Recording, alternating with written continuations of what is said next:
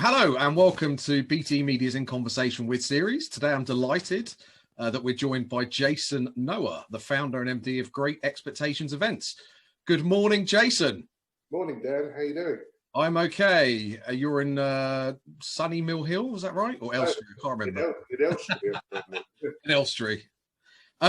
Jason, we're going to go and talk about a lot of topics. But to start off with, for those that aren't aware, can you bring to life your sort of background and how you ended up launching Great Expectations Events? Sure. So I lost my father in 1990, and at the time I was at boarding school. So I came back to London to be with my mother. I went to a local college and I studied business studies. And I left college in 1992 and got the opportunity to go into the hotel industry. I started at the bottom step of the basement as a banqueting porter, setting up meeting rooms, etc. And then I got offered a job in management training within the same hotel where I learned every department. Training finished, but there were no management jobs in the hotel that I trained in because I couldn't become a manager for staff that had actually trained me. So I went out and I found another job. And I saw an advert in the Evening Standard for a job at the Mount Royal Hotel in Oxford Street. Yeah. I started there, called them up, went there for an interview, taught my way into a management position, and I started there. And it was a really senior position that I got at the time, which was, for a 19, 20-year-old, a good job to take. Yeah. I stayed there for a year.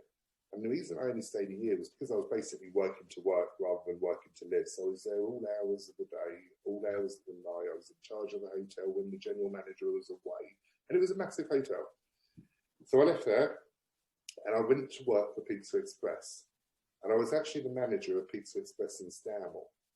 But I also went on to work in other branches, helping them reduce their costs, the wage costs, the variable costs, and the staffing costs, whilst improving the customer experience. After a couple of years, I went back into the hotels and I started with Hilton at the Hilton London Metropole Hotel. My role was to open Phase 2 project, which at the time was the largest event venue in Europe, where you could actually sleep, eat, and meet people all under one roof. I worked on many large events, with the last one being a merger between two pharmaceuticals. The event was worth 5 million, wow. And the agent took 10%. I looked at it and I thought, I'm on the wrong side of the fence, earning a lot less than agents were earning in commission, yet I've done so much more, and probably as much, if not more, than the actual agent. The following day I handed in my notice and I started to work on opening Great Expectation Events. Great Expectation Events was born in April 2000 and is coming up for 21 years old. I think a lot of people I speak to have that experience. So they do something, they do it well, and they think, well, I can do this for myself, actually, and or for other clients. So that's really fascinating. So you got into that, and then obviously you hadn't got experience of setting up a business. Absolutely no. So you had to get guidance along the way. How did you set it up? Well, I actually went in with a colleague called Nick. We started off in a small room in my family home, in an old home. It was like a box room, and there was the two of us in there, and we were literally going out, trying to get the business in and speaking to clients. Now, Nick was good in sales, and I was very good in actually organising events because I had the experience. And the other advantage that I had was that I had the background of working in hotels in all the different departments. So the thing was that when we were doing deals with hotels, I could go to the hotels to do the deals. One, I would know the people in the hotels because it's quite an incestuous business. You know everybody in the hotels, you get to know them. And the other thing is that I would know what questions they would be asking me before they asked me the questions, so that I would have the answers to the questions that they asked me. Yeah. So the advantage of that is that if I felt that I was going to the hotels or the venues and I was saying to them, right, I want this deal for the client, and I felt that the hotels or the venues weren't giving me the deal that was correct for the client, and there's a lot of thought process in place before a hotel would take a booking. For instance, if I went to a hotel and say, right, I would like to do a 500 people event on Wednesday, in, I don't know, June, forget the pandemic, on a normal year, normal week, I go and say, right, I want 500 people for an event on a Wednesday. Some hotels will say, yeah, we'll take 500. But the ones that actually think about it and actually understand the business would turn around and say, Jason, that's not a good booking for us. Because if you take the Wednesday, you're blocking out the Monday, Tuesday, and you're blocking out the Thursday, Friday, and we can't take a week-long event and you want the Wednesday. So based on that, it's a bad business decision for us to take that piece of business. But then there's the other flip of the coin where I could go in and say, well, I want 500 people on the Monday. And the hotel could turn around and say, well, we can't give you the Monday. But they've got the availability. But I know that they can still sell the Tuesday, Wednesday, Thursday just because I'm taking the Monday. So they can still get like a week-long conference in if they want to. So it's not a bad business decision to take the Monday. So the experience that I got from the hotels, from working inside, gives me an advantage when I talk to the hotels and I'm trying to strike a deal with the hotels on behalf of a client.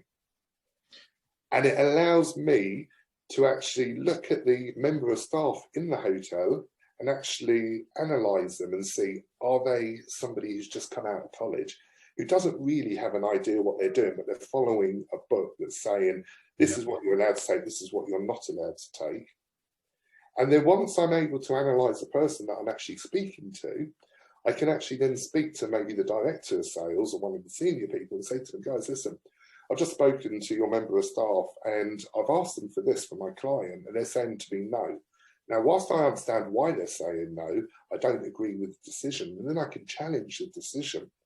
But what that does is it allows us to free up space for our clients, which a lot of people don't think about that. You know, they're called up a hotel, let's say an EA or a PA to the CEO. They're called up a hotel and say, hi, I'm calling from whichever company. Have you got availability on this day? And the hotel just say, no, sorry, we've got no availability. And then they move on to the next one and the next one and the next one. But you dig a bit deeper. Well, we go. Jason, it would be good if you could just give us a sense of, and I know it's been a 20-year period, but if you can summarise sort of who you work with, where you work in the world, I guess, and sort of what you do for them. Okay, so when we started off basically with the UK. We were hitting the UK market and we were doing very, very well with the UK. But what we were finding was that the companies that we were dealing with were getting bigger and bigger and bigger. And they were actually multinational companies with offices in London, New York, Singapore, Paris, all over the place. So what we decided to do as a company was to move our company forward so that we were able to work on a global basis.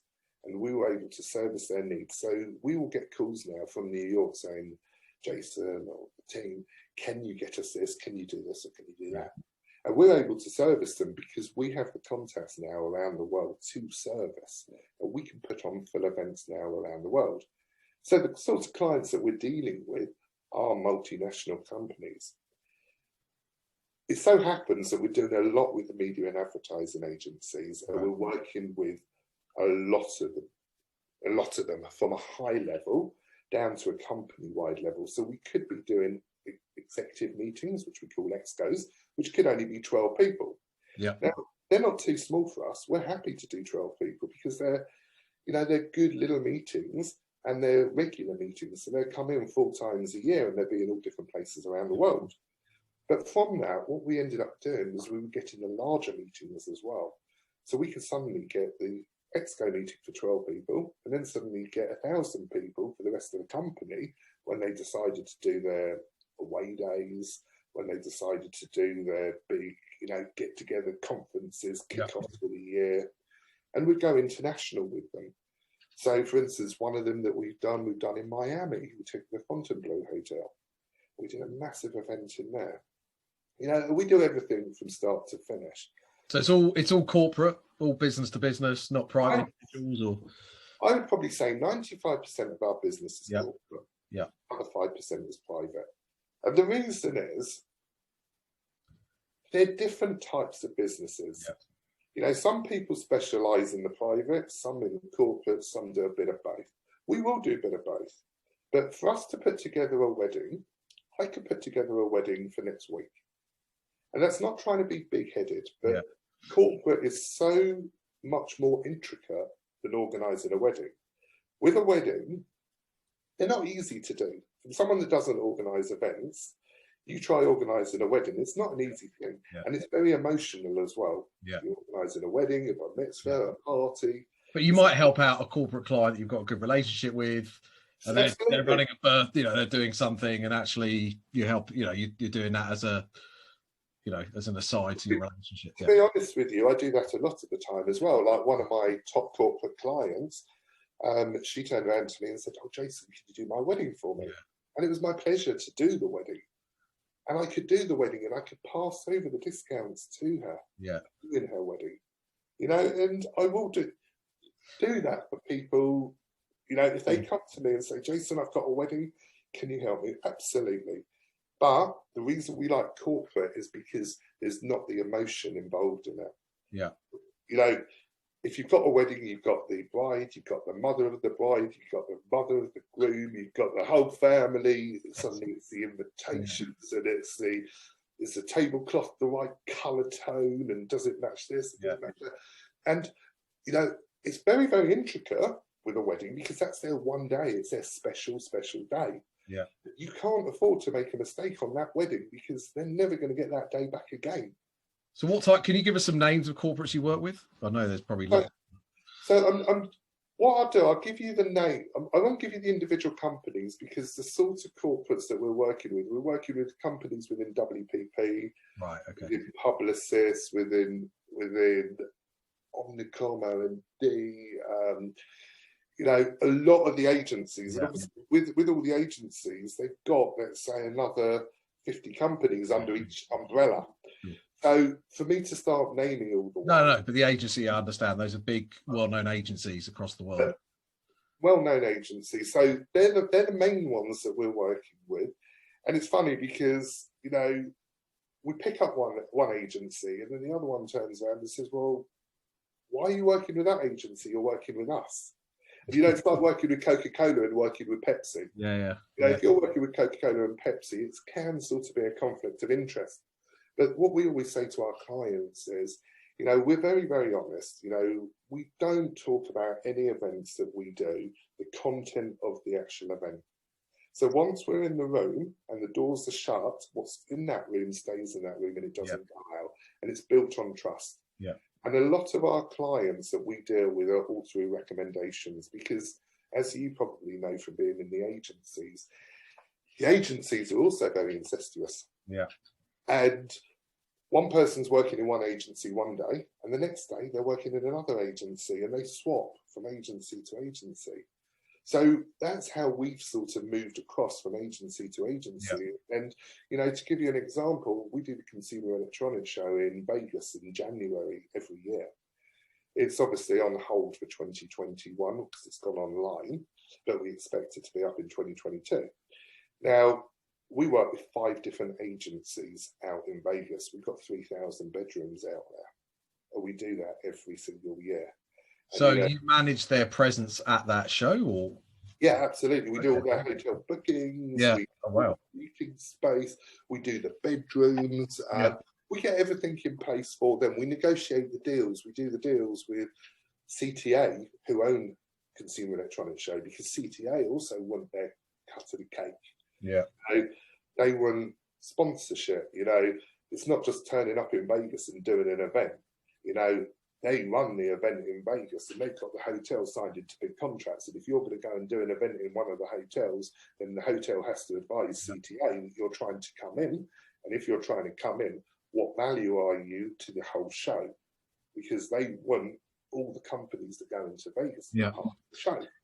So you're dealing with all these corporates. You're planning for, you know, a very successful and busy 2021. Yeah. And then the pandemic strikes. Yeah. Tell me about it. So it's funny because we were actually caught right in the middle of the pandemic when it started in Asia. And what happened, I'm going to go back to December. I get a call in December from one of our really good clients based out in LA. And they said, "Jason, can you do an event for me the week of the 9th of February in LA. And I said, let me have a look at it and I'm going to come back to you. Now, when we do an event, we take our whole team with us. It could be 10, it could be 12 people. It's top sound, lighting, AV, show callers, you know, the main team we take with us. Yeah. So I said, let me have a look at my diary, because we're actually in Asia till the 9th of February, and you and me in LA on the 9th of February. So it's the same day. So I had a look at the diary, had to think about it, worked on it for a day or so, and realised that we could get the whole team from Da Nang in Vietnam over to LA on the same day and land in LA for 4 o'clock in the afternoon. And the reason being is because the time difference between Vietnam, Da Nang and LA is 16 hours. So the times that we're on the flights, we're actually leaving and landing on the same day, which was perfect. So what we were doing was, I went out and I saw the client in LA, did the show round, the client was very, very happy. They said, Jason, we want you to do the job. I said, absolutely, love to do it with you. You're one of our top clients. I get on really well with her. She's like a friend as well as a client. I know her that well. I've known her for many years. And I said, love to do it. I said, my only concern on this event in Asia is my staff being tired. Yeah. You know, because they've just finished in Vietnam and they're straight into another time zone or whatever. I need to make sure that they have a good flight, you know, nice seats, etc. If you're happy to do that, then I'm happy to do the event for you. And she said, perfect, no problem at all. So we agreed on that. Anyway, get back from LA just before Christmas. It's obviously Christmas. And then January, first week in January, I'm in Vegas for CES, done CES, get back to London and go out to Mexico, where we've got an event in Mexico. Now, whilst we're in Mexico, I'm feeling really bad. You know, I've got 350 people, and I just feel coldy, fluey. I don't feel well at all. And I'm sitting there and I'm thinking, God, you know, this is not good. You know, it's because I was traveling so much on so many different aircrafts, and I just put it down to being the flu. Anyway, I worked the way through it, because that's what we do. We're in the events business. We have to work through it. We can't turn around to a client and say, sorry, I'm not well, I'm staying in my bedroom all day. Right. I had to be out, I had to do the event. So I did the event. Meanwhile, news is starting to come out about the coronavirus in Asia. And I'm actually with the clients at the time in Mexico. And I said, Jason, what do you think about it in Vietnam? You know, is it going to be safe for us to go? And I said, well, I'm looking at it, and at the moment, Vietnam isn't that bad. It's really not bad at all. You know, there was an odd case here or there, but it wasn't bad. So we got back to London, and we're having these conversations through the week, and we're flying out to Vietnam the following week. So we had 1 week in between. And I've got the clients on the phone at 11 o'clock in the evening, 7 o'clock in the morning. Jason, what do you think? Should we go out to Vietnam or not? What are we in for if we cancel Vietnam? And I said, let me have a look into it and let me see what we can do. So we were using a hotel called, it was the Hyatt Hotel in Da Nang, which is a lovely modern hotel. Oh, they're so lovely out there. I mean, the Asians are just lovely people, you know, they're just so polite and everything's possible. There's nothing a problem. And I called them up and I said, look, this is the situation. The client's having a little bit of concerns about whether to do the event or not. Now, this event was done for the Indian region and the Australian region and the Asian region. So what we were doing, basically we split the company into two. So the Mexico event we did was the Americas and Europe. And then the one that we were doing in Asia was for India, Australia and China, Singapore, etc. So I called the hotel and I said, look, you know, the client's having second thoughts on this event, you know, because they put a notice to all their staff saying, listen, in view of what's happening in Asia at the moment with the pandemic, what are your views? If you want to travel, you're more than happy to travel, then let us know. If you don't want to travel, let us know. So they put that out already, and we could see that our numbers in Asia were dropping, and they were dropping quite substantially. And they dropped from, I think, 350 down to about 175 people, and with crew like my staff and the organisers, probably about 200. But we decided to go ahead with the event. But Hyatt, the hotel, had said, if you want to postpone the event, it's no problem at all. If you want to cancel the event, it's no problem at all. They were so helpful with us. If you want to go ahead, we're not going to charge you the full attrition. Whatever your numbers are, that's what we're going to charge you. So they were super helpful. So now I had to go back to the client and relay that information, which is what I did. And the client was amazing. They said, but what do you think we should do? The big problem that they had was the flights, because they had all these people flying into Da Nang, and the Foreign Commonwealth hadn't put out a warning to say you can't fly to Vietnam. So because they hadn't done that, the client wasn't insured on the flights. And the flights was a big chunk of money. I mean, we're talking about hundreds of thousands. We're not talking about, you know, I'll write off £5,000. We're talking a lot of money. So what I explained to the client was that I'm happy to postpone or cancel, whichever you want to do. But when you rearrange, you're still going to have the cost of the flights as well. So you're going to lose this money and you're going to have the cost of the flights. And they decided that they were going to go ahead with it. So we went ahead with the event, and there was about 200 people in total there. And the event was amazing. It went really well. They were super helpful out there. And I take my team out there. So as I said before, I take about 12 of us out there.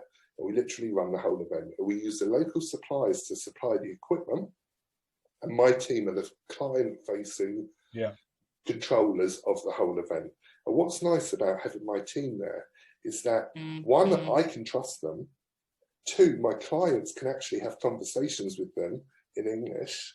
And they're not trying to deal with different cultures, you know, trying to understand what they want and how they want things. So it's a win-win for the client.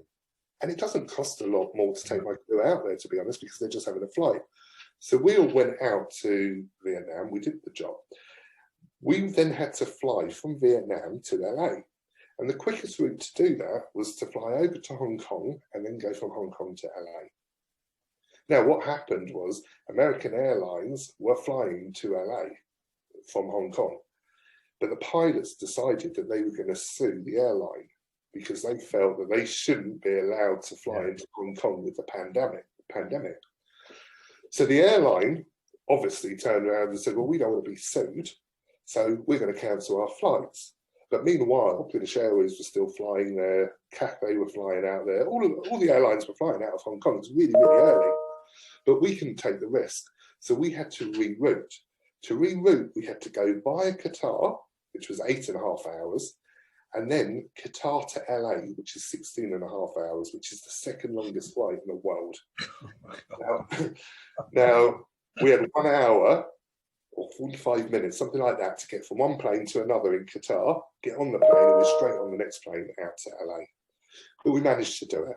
I left 2 of my crew in Vietnam, in Da Nang, to finish off the job because I had to fly my crew out at 10 o'clock in the evening.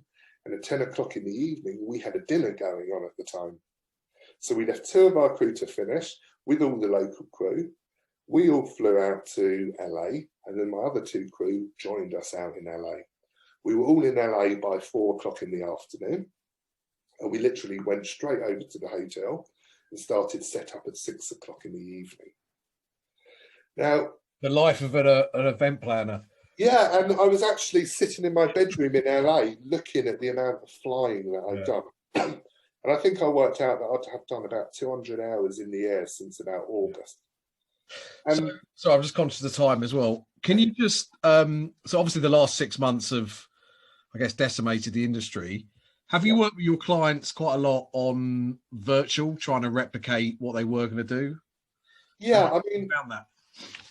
I mean, we've spoken and worked with clients on virtual. Now, the thing about virtual, when the pandemic first kicked off, everybody was talking about, let's go to virtual. But nobody actually knew what they were doing with virtual. It was new to everybody. Now, we were doing this. Okay, nowadays we're calling it hybrid events. And what hybrid event is, it's half virtual and it's actually live as well. And we actually did that in LA. When I was in LA. People have been doing, I guess people like yourselves have been doing that for years, right? Yeah. So we had the CEO, one CEO in New York, we had one CEO in LA. We literally did a live link, connected them both together, and we had a room full of people, and everybody could see the other CEO, the main CEO in New York, talking to the CEO in LA. And it was great. It works absolutely fine. But the thing was that when the virtual events started to kick in, people weren't thinking about hybrid events. It took a few weeks for that to actually kick in and realize, you know what, we could do hybrid events. The biggest problem with the hybrid events was the audiences, taking the audience into the meeting room. So for instance, if I've got 300 people in an office in London and I take a hotel in London and I've got 6 of the board on stage in London with the 300 people sitting there, we couldn't do that because the government weren't allowing us to put people into a meeting room. So the only thing that we could do was put them in a studio and social distance the board in a studio, and maybe have another studio set up in New York and another studio set up in Singapore, align the timelines. So we'd have to go like middle of the day because obviously Asia is forwards and America's behind, etc. So we had to align that. So it makes it hard to do the hybrid events because one, you can't go on a full day event anyway, because people will not look at a hybrid event for a full day. You've only got their attention for maybe two to 3 hours. And after that, people are bored. You know, you see people's screens just go black with their name turn up and, you know, they're in their kitchen making lunch or doing something different. Yeah. And a lot of our clients are saying, you know, Jason, we're bored. We don't want to be doing hybrid events, or we don't want to be doing Zoom calls, you know. We want to be getting there. We want to be seeing our people. We want to be, you know, bonding. You know, it's all about, you know, a proper event. And so whilst hybrid events are there at the moment, and I'm not saying hybrid will disappear completely, because like I said, we did it in February. Yeah. You know, it will still be an element of hybrid and people realise what they can do.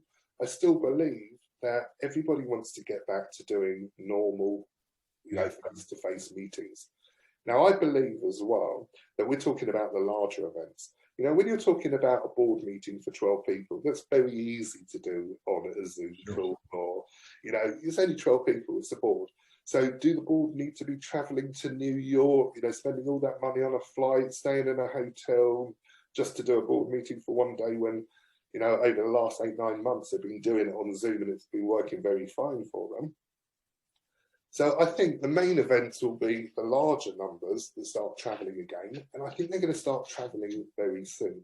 I think it's interesting because I think, so I guess what the takeaway from that is you're saying that your clients, it's actually confirmed to them this period that they want to meet in person. Yeah. And whilst virtual has been a useful stopgap at this time, it's not going to substitute the main event, even though it's cheaper to do. So, you know, so it's good news for you because it's sort of cemented in their minds that they like what you do and what your part of the industry does. It's interesting what you say about international travel, because people have been telling me they think that's the last thing to come back from an event perspective. Why are you so confident that? Okay, so I get on calls with like high industry people. I'm talking to the airlines, I'm talking to the hotel groups, I'm talking to the industry, just trying to find out what their take on it is. I actually flew in August. I got on an aircraft in August. I have no problem. I'd get on an aircraft with you tomorrow. Yeah. Where are we going? Wherever you want. We'd have to put it down as a business meeting, because if we say we're going on holiday, then I think the government would get upset with us. So where do you want to go? Let's go to, you know, the Americans actually won't let us in at the moment anyway. But I would have no problem getting onto an aircraft. I've seen what the airlines are doing. And it's a little bit unfortunate because the airlines are getting bad press at the moment. You know, they're not, you know, the government aren't rooting for the airlines really. Yeah. You know, they'll open up a cinema, you know, but an airline, you know, going on an aircraft is actually safer than sitting in a cinema. They've got the HEPA filters in there. The air's being cleaned out every 2 minutes. You know, they're putting the precautions in, they're sanitizing, they're doing so much, the airlines, to get people onto the aircraft. And yet the government aren't supporting the airlines, and they're not supporting the hotels either at the moment. You know, they're shutting them down, they're opening them up. And I think that's the big problem. As soon as there's a little bit of support out there and confidence rises, which it will do because the vaccine, now they've got the vaccine coming out, I believe that once the vaccine starts going into production, then people will really be looking at events, and they'll be looking at events from probably about May, June time. Yeah. And obviously there was an announcement last night from Boris, I know you've got some views on that. What do you think, how that's going to affect the next few months? Well, I think it's the same as all the announcements coming out from government with regards to the hospitality industry. Because the thing is that the government put hospitality as one. And hospitality is so many different things. It's the pubs, it's the clubs, Yeah, it's the restaurants, it's the conferences, it's the weddings, it's the events, you know, it's the parties.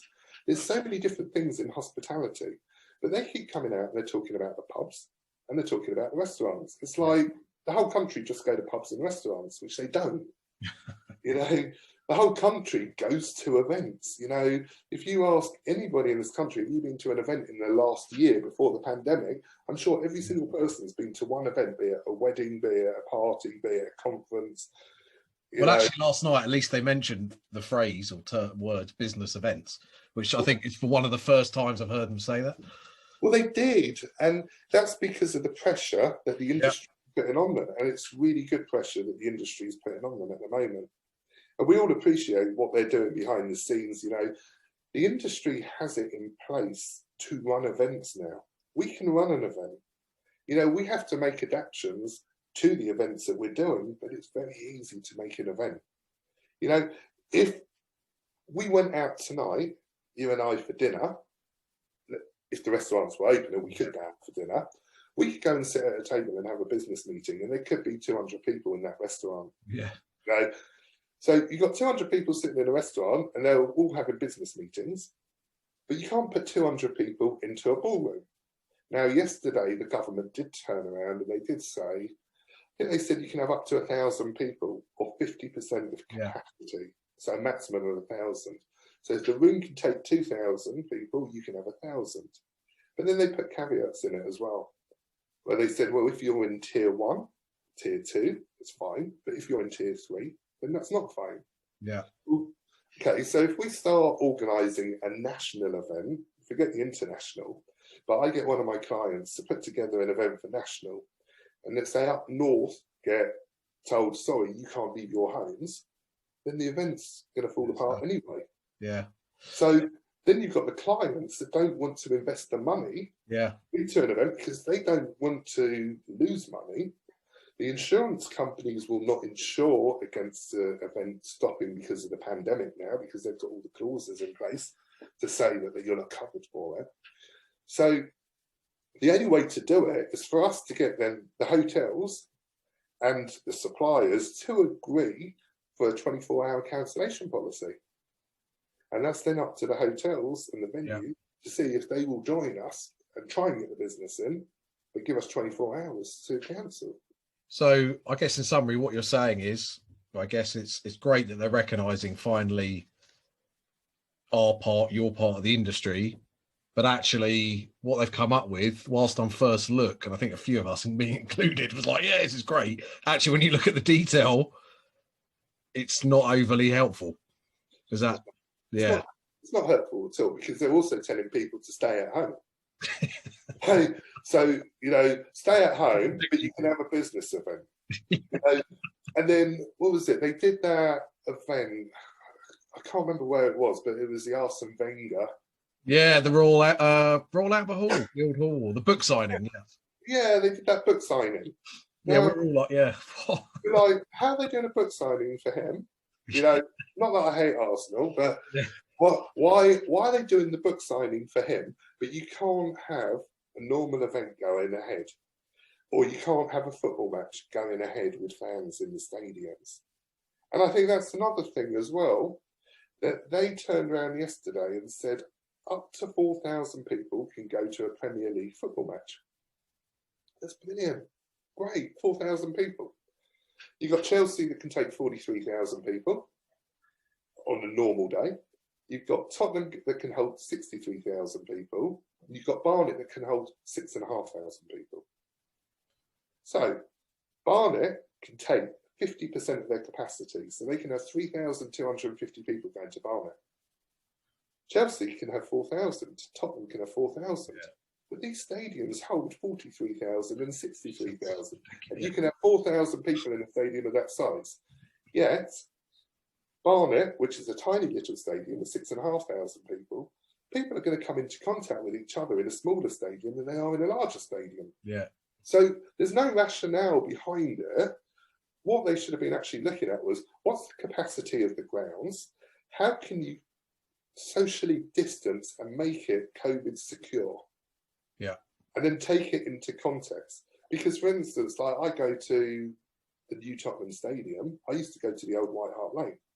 Now, when you compare the two, the walkways, the gangways in the old stadium, everyone was bunched together. No one could move at all. The gangways in the new stadium, everyone can move. You know, it's not congested if it's done in the right way. And then you've got, let's say, the turnstiles. Everything is like, tap your card, go straight in. You can't even pay cash in there. You've got to use your debit card. It's just tap, go. You know, they can take food to the seats. You know, it's so advanced. And what they're doing is they're literally taking the whole of the football stadiums and putting them all together and saying, well, you know, it's not a good idea to do it. And they should be looking at it on an individual basis, which is the same as events, you know, business events as well. Look at it on an individual basis. You know, I've been calling for the last 6 months to say, if you take somewhere, let's say like the Grosvenor House Hotel, the Great Ballroom, what does that hold? 1,200, 1,400 people? If you've got 400 people in that great room, can you socially distance? Well, you can. If you've got 500, you can. If you've got 600, you can. So why were they stopping the events and hospitality business from doing conferences and events? There was no logical reason behind it. And I don't think the government has thought it out properly. And what they've done now is that they put a lot of companies in jeopardy. And I'm not talking about myself, I'm talking about the industry as a whole. Yeah, you were mentioning freelancers, etc. I mean, good to get your view on that. Yeah, I mean, freelancers. When you look at hospitality industry, you know, you've got the companies, and there's a lot of event companies out there. You've got, you know, airlines, lots of airlines. You've got hotels, lots of hotels. Now, let's take an example of the airlines, for example. Yes, you've got the crew and you've got the pilots. But behind the crew and the pilots, you've got all the technical staff that are fixing all the aircraft, that are making sure that they can fly. You've got the people at the airport making sure that the planes can take off and land safely. You've got all the shops in the airport. You've got the taxi drivers that take people to the airport. You've got the petrol stations that are filling up the taxis to take them. So it's a knock-on effect by knocking out the aviation industry.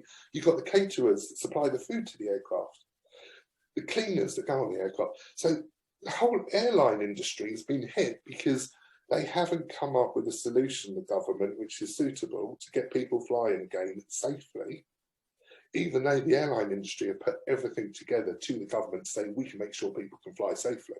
And it's the same for events, right? So you've got all logistics managers, other freelancers, AV, etc. Absolutely. Yeah. So, for instance, my events that I did in Mexico, that I did in Vietnam, that I did in LA, I take a core team of 12 people. Now, these are sound technicians that are working on concerts around the world. I mean, we're talking about the best of the best. We're talking about show callers that are opening the Olympics and closing the Olympics. We're talking about lighting technicians, the best you can get. You know, I use the best guys possible. These guys are sitting at home. They're sitting at home going, what do we do? What do we do? We've got no jobs. You know, maybe we can go out and be an electrician. You know, temporary. You know, they can drive for Ocado, drive for Amazon. But these are guys that have trained their whole life for a profession to get somewhere. And, you know, they've been doing it for 20 years, 30 years, and they've got to where they want to be. And, you know, it's just insulting when the Chancellor turns around and says, go get viable jobs. It's not a case about my guy's going to go and get viable jobs. Their jobs are viable. You know, these guys have had very successful careers. You know, they've traveled the world working with the best people around the world. And suddenly the Chancellor says it's not viable. Well, why is it not viable? Because the Chancellor hasn't done anything to look after the hospitality industry over the last 8 months and to make sure that they're secure so that when we come round, we will be viable. Because when we come round, you know, the hospitality industry has pumped 80 billion into the economy. That's a viable industry. Yeah. When we come round, they need the hospitality industry. You know, they want people to get out. They want people to enjoy themselves. They want people to spend money. We need the tourists in the UK. Yeah. We need the business in the UK. We can't even have people land in the UK, or haven't been able to have people land without having 14 days quarantine. What does the future look like for you in your part of the industry that you operate in? Sort of short, medium, and long term, just to sort of wrap that up. So short term, we carry on with the hybrid events. Yeah. What I'm suggesting to clients at the moment, from what I'm hearing, is let's get out there, let's start planning. Any time after May, June time will be a good time to do an event, because the vaccine should be in full production, going out. Yeah. A lot of people would have been immunised against it. So I don't see any reason why people shouldn't be travelling. And, you know, the same people that do events every year, let's say in January, when they get their companies together and they say, well done guys for last year, you know, you've done really, really well. I'm really happy with the way the company's moved forward in the past year. However, this year we're going to do this. Or last year was a little bit tough, so we're going to change things moving forward, and this is how we're going to do it. This is what we're going to do. So people put plans into place at the beginning of each year, looking at the past and looking to the future. I think that's needed more than ever. Yeah. When we come out of this pandemic, because the other thing that's frightening as well is I just look at my LinkedIn, and the amount of people looking for work at the moment. Yeah. Is so sad. And I'm talking about people in the industry that are so experienced, they've been doing it for 20, 30 years, and they're looking for work.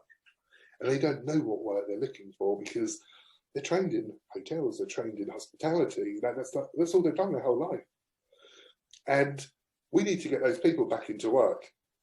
And we need the money coming into the UK. We need the big conferences happening in the UK. We need to be ready to get people flying over here, bring the money in, and we need to be spending the money. Yeah. Get the economy moving again, because we can do it. The airlines and the hospitality industry can do it, you know, because it is such a large section of the economy. Yeah. Well, hopefully in summary, you know, last night was a start, a small start, but nevertheless a start, and hopefully going in the right direction. Is there anything else you want to mention before I sort of do my closing bit? I think we've covered, obviously, your business, obviously the effect of the pandemic, government response in the future. Anything else that you feel you want to? I think the main thing is for any event companies, exhibition companies, hospitality companies, stick together. We're here for each other. We're going to get through it.